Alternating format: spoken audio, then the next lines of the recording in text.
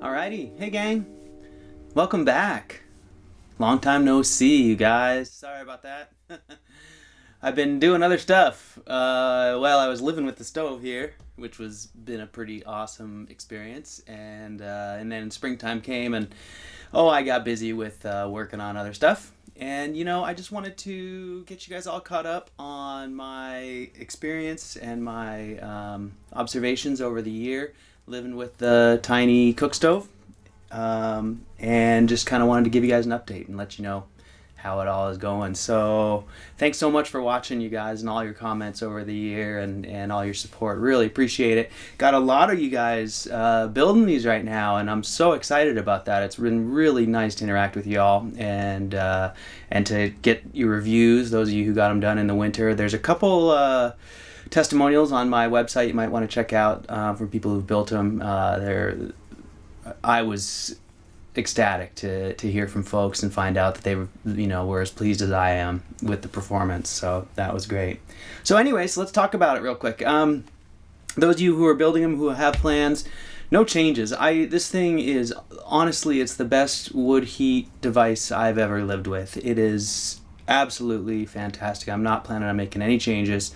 I'll try and get a shot inside the firebox for you here and talk about a little bit about use and care, but for the most part, there's not much to tell. It works so well, you guys. It cooks fantastic. The ability to control the heat by moving your pan across the top, as well as air control and different types of wood and fueling. It's just really intuitive and really easy to cook on. I talk about that in another video, so I won't go too far into that, but I just am incredibly pleased with the function of it from a cooking standpoint. From a heating standpoint, it's phenomenal. I ran the testo on it all, often during the winter, all through the season. It tends to run real close to 90% on my machine, which is the best rocket heater I've ever seen, as good as the best I've ever seen. I've seen others that are in that same ballpark, but it's as good as any of them. And to have that in a cook stove format with the heat coming out of it down low is just, it's wonderful.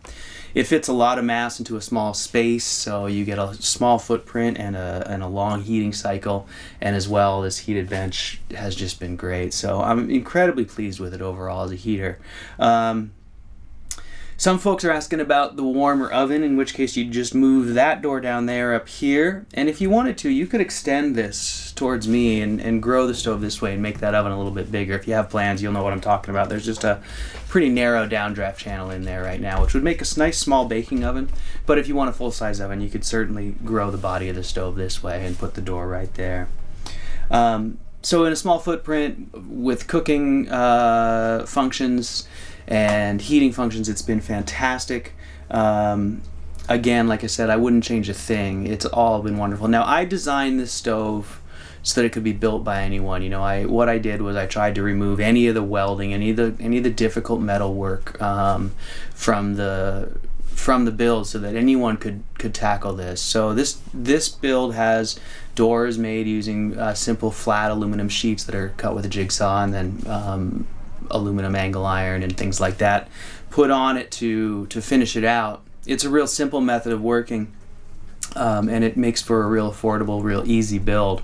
Same thing with the top. Is I use the brick surround up here around the glass instead of the more finished look of the steel frame with the hanger. Now you can certainly put those finishing touches on there, but they just require a little more confidence and metalworking skills. So I will say that I really prefer if you look at my full masonry cook stove, you notice I have the metal frame with the protective rail around the outside where I hang kitchen utensils and cast iron.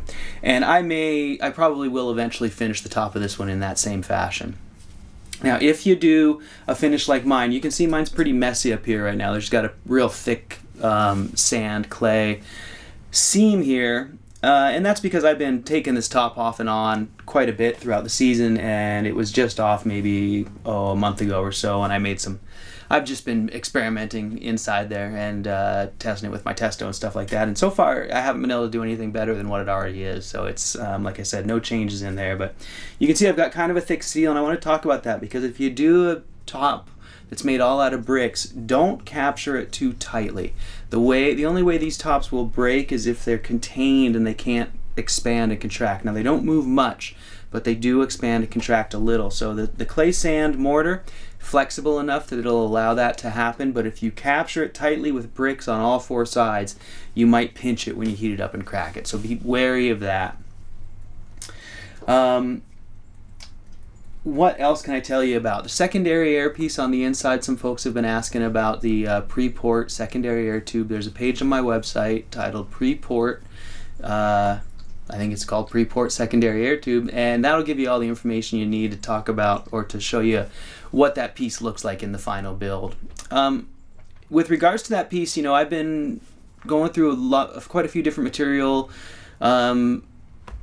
experiments, trying to find something that'll last forever. I still consider that piece to be sacrificial. I think it's always going to go away over time. Now, I used an exhaust part as my most recent one, and that was, I think, probably the best solution yet. It comes with flanges welded to it. You get two parts out of one. You buy one part and cut it in half, so you get two parts. And I made it through the entire season on those two. Now, I did burn through the first one, and the second one is pretty well gone now. But that was a $28 part. And what I like about it is by having the flanges welded to it already, you can just simply screw that to your lower piece. So it's real easy to fix and replace. So it's a 15-minute job to replace. And so for now, that's the best solution. It is what I would consider a consumable. So you should be prepared for that the secondary air piece will probably need to be replaced every year if you burn as often as I do. Most users are not reporting it disappearing as quickly since I tend to burn, full time. So I think that just about covers it. A lot of you guys have been asking great questions. Oh, I know. One question folks are always asking about is talking about the open bell bench. People always ask about leaks and carbon monoxide. And just to go over that one more time briefly, you guys, the stove is always under pressure. In other words, it's always at lower pressure than the ambient air in the room whenever it's running. Because whenever it's running, it's warm, right? So the body of the stove is heated. The chimney, the flue is heated, and so we have warm air going up the flue, and that's creating draft. Now, that draft pulls through the firebox. We have the openings in the door on the front of the firebox there, and that is drawing combustion air in, secondary air and primary air in through those holes. Now, if we didn't have draft, those holes would be blowing smoke out into the room. So it's the same with any leaks in the bench. In other words, as soon as there's a problem with pressure, in other words, you don't have draft, you're going to get smoke coming out the firebox or smoke coming out any leaks in the bench. But the whole time the stove is running, and after it's done running, remember the body of the stove stays warm for hours after the embers have gone out. So it always has self-powered draft.